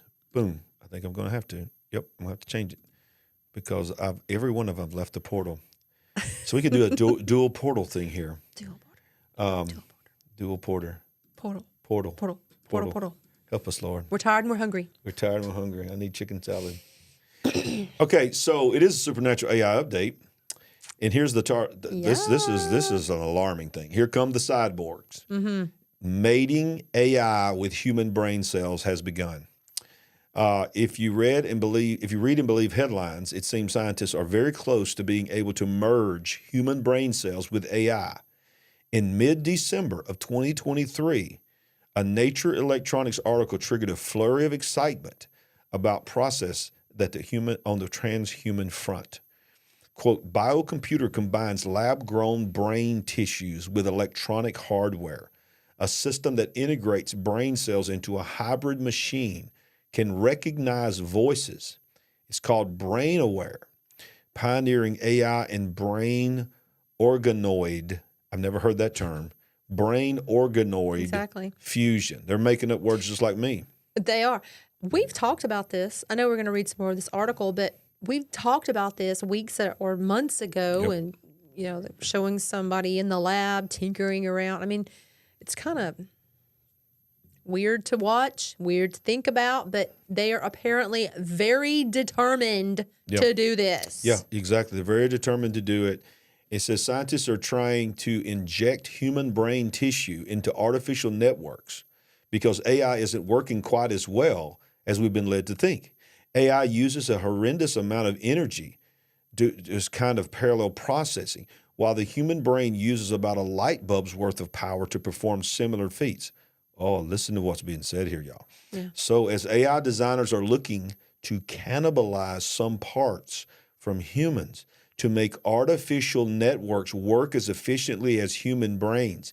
But let's put the fact of AI shortcomings aside for the moment and examine this new cyborg innovation. Let me tell you where my mind goes. Oh, boy. My mind goes to the Matrix, because the Matrix is using the energy from human beings to fuel the Matrix. Okay, let's be more specific. Crazy. They were using humans in pods. Yes. As batteries. Batteries. And that's what we just read, Sandy. Yeah. It just said AI takes too much processing power. If we can inject brain cells, human brain cells, into AI AI would not have to use as much energy, and the human cells. Can I ask the $64,000 question? Go with it. Where are they going to get all those brain cells? Dun, dun, dun. That was a good one because that's what I want to know too. They ain't getting them from me. This story creeps me out. What we need is coffee. Is Cosmo. Uncle Jimmy's cousin. Uncle Jimmy's cousin. This guy. Cosmo. He loves y'all so much. Do you know why he's smiling? He's smiling because he said, I won't have the joy that y'all have. I want the joy, joy, joy, joy down in my heart. Where? Down in my heart. Where? Down in my heart. But the joy, joy. Watch him. He's going across, he's transdimensional. We do not believe in aliens. He's a traveler. We do not believe in aliens. We believe in demons that could manifest as aliens. But AI is getting crazy, Sandy. It's getting crazier. It's getting crazy up in here. Crazier. And let me tell you what else is happening. Y'all gonna make me lose my mind. Up in here. All right. It was Uncle Jimmy's cousin, Cosmo. That was Thank Uncle you, Jimmy's Rick. cousin. Hey, look, let me tell you what AI is doing. This is making me mad here. This is making me mad. The farmers are going to take the world back. I'm telling you, the farmers and the truckers. You want this? They need to do something because they want the corn to phone home. That's true. Right? Y'all remember that? Corn that can talk. We covered that. AI corn. A tech startup now has created AI-powered robots that can retrofit existing tractors to autonomously drive any tractor. So your John Deere that's in your backyard that your granddaddy drove, they now have robots that can take over that tractor. Watch this. You got video on this too? I think I do. Robots they have now cumulatively in testing covered 50,000 hours of autonomous farming activity across 150,000 acres. Agriculture has a long heritage being constantly disrupted by technology, an evolution that continued to play out until today in one of its latest developments as an Israeli startup called Blue White has picked up $39 million in funding to advance its contribution to the field.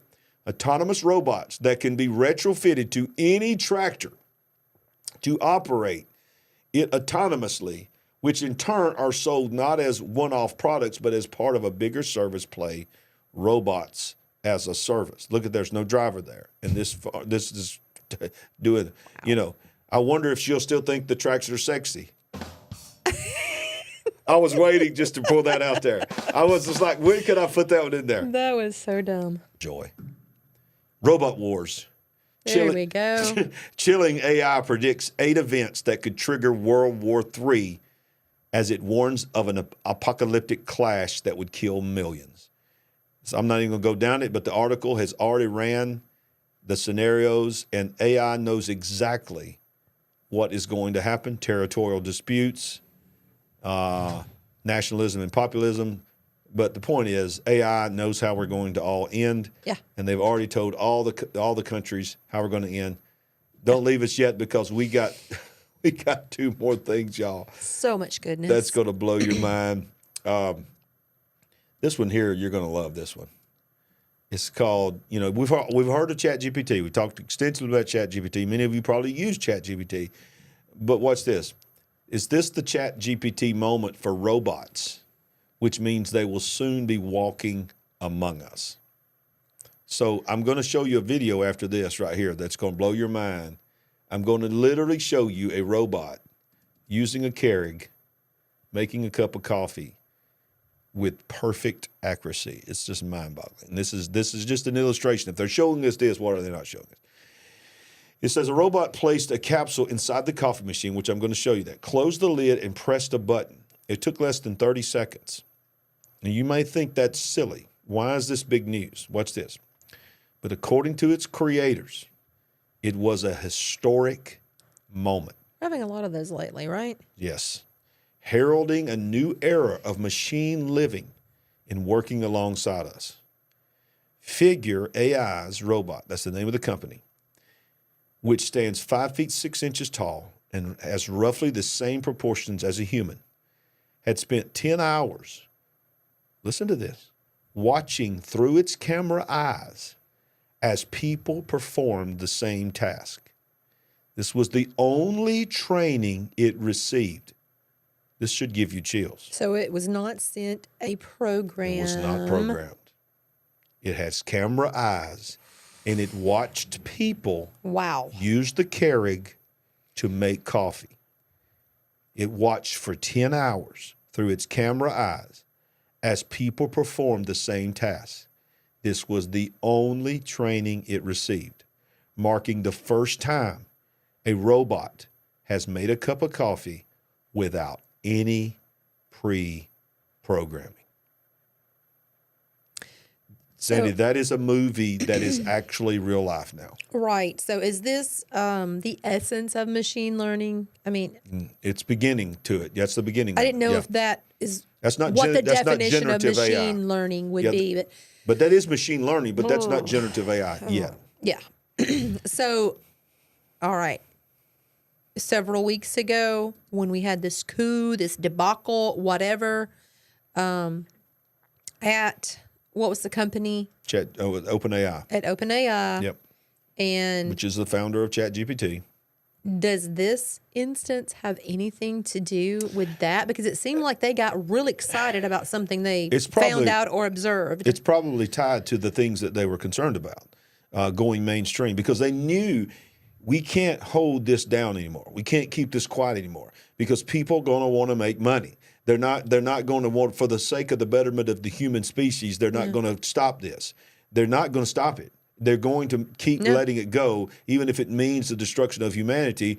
Somebody out there is going to say, yeah, well, humanity's destructed, but I'll still make money. And that's just the way greed works.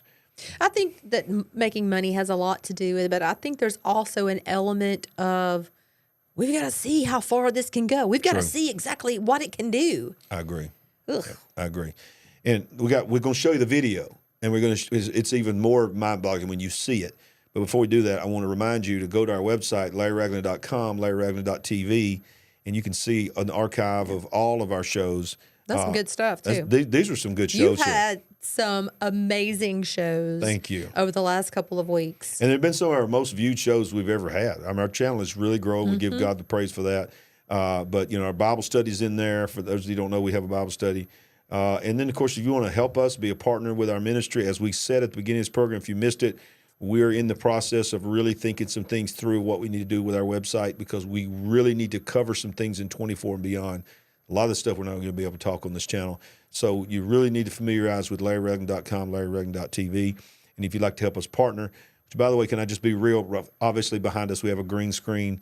We want to build a studio where we can still have a green screen. We also want to build an actual studio where we can have guests in here with us and make a different next level programs. It's going to take money. So if you'd like to help us on that, there's no pressure to do that. Larry Ragland Ministries, you can see our P.O. box there. You can actually give any one-time amount if you'd like to become a monthly partner. Many of you become a monthly partner. Thank you so much. Yes, you can read our articles, view our video podcast. We're now contributors to the Epoch Times, which is such a blessing. And then, of course, our television show, you can watch all 13 episodes of that. You can get a copy of our book, I See Greatness in You, is blessing people all over the world. We're so thankful, so grateful. You can go to our merchandise store, and you can connect with all of our social media connections there and join our mailing list. All of that on LarryRagland.com, LarryRagland.tv. All right, so, Sandy, one more thing we want to show people, because we want to show people what it looks like for this robot to do what was just said. Now, remember the other, I don't know, it's a couple of months ago, we covered the guy that worked at Google, and he quit because he was so scared of AI. And he quit because it wasn't a robot, it was arms. And these arms were picking up balls and trying to put them in a round hole. Yes. And they couldn't put them there. They couldn't put them there, or something like that. And no matter what they did, the programmed, they'd pick it up, they'd drop it, it wouldn't ever hit in it. And then after weeks and weeks and weeks, he said he remembers leaving on that Friday. And at the end of the day, one of those robots had multiple arms trying to do the same thing. They never could do it. One of them picked it up and did it. Yep. And it was just, everybody was just like, okay, that was a big deal, but it was still just one. Well, they let them things go all night long. He came back that Monday, and every one of the arms was doing it. Every one of them. And he was freaked out because he realized nobody taught those others to adjust what they were doing. They were somehow following the example of the one that did it. And it was a monumental moment. So you may think this is silly. How can this be a monumental moment of a robot picking up a pod and putting it in a carrier and closing it? But then you realize no one programmed this robot to know how to do this. He learned it by watching humans. And here's the thing you got to remind yourself when you're watching this video. If he learned how to make a cup of coffee by watching humans, what else can robots learn to do? Including use weapons, including how to fight, including watching people's patterns in their life to be able to manipulate when they're going to do something. Ladies and gentlemen, we are in the movie Terminator. Now, it's not coming. So watch this. This is their actual YouTube channel. Figure is the name of their company. This is the video of when the robot achieved a new level that the whole AI community is going crazy with excitement, that this was a monumental moment.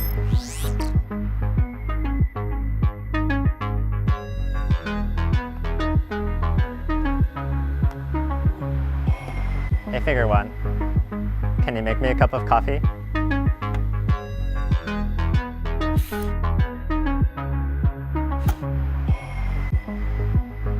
No programming, based on what he saw humans do.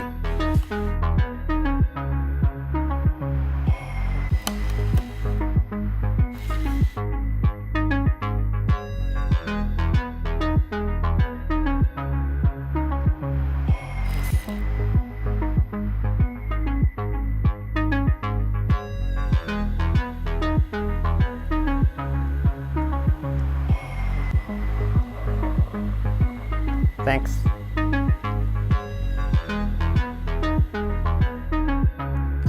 But now this is what you need to see. This is when he learned to self-correct his mistakes. Watch this.